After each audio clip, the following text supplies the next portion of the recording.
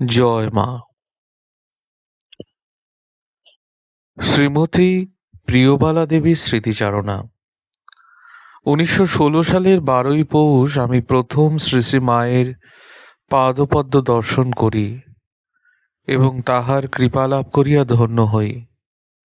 একটি গুরুভগিনীর সহিত যখন আমি কম্পিত কলেবরে মায়ের বাড়ির দোতলায় উঠি, তখন যোগেন মা আমাকে জড়াইয়া ধরিয়া মায়ের নিকট লইয়া যাইতে যাইতে বলিলেন, মা, দেখো দেখো, তোমার আরেকটি মেয়ে এসেছে, এর চোখ মুখ কেমন দেখো। মা তখন ঠাকুর ঘরে বসিয়া ফল ছাড়াইতেছিলেন।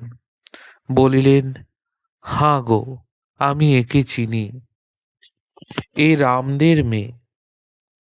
আমি তো অবাক, কি করিয়া মা আমাকে জানিলেন। মা আমাকে ডাকিয়া ঠাকুর ঘরে আসনে তাহার পার্শ্বে বসাইলেন।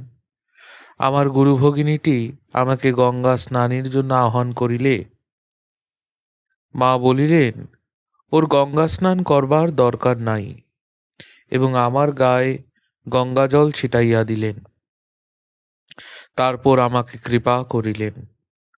ওই সময় আমাকে একটি কথা বলিয়া বলিলেন, ঠাকুর আমার জন্য মন্ত্রের এই অংশটুকু রাখিয়া দিয়াছিলেন।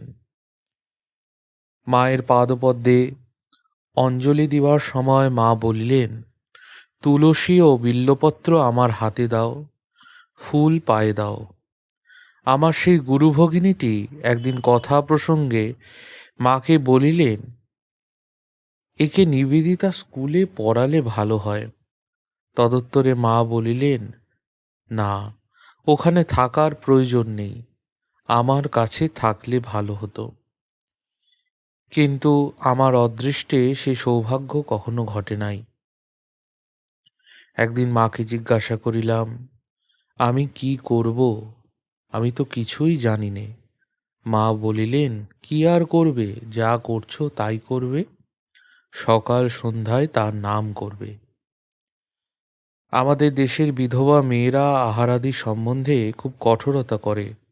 অন্য একটি ভক্তমের নিকট এই কথা শুনিয়া মা বলিলেন, তুমি রাত্রে রুটি পরোটা ইত্যাদি খেও, ঠাকুরকে নিবেদন করে খেও, দেশাচার মানতে হয়।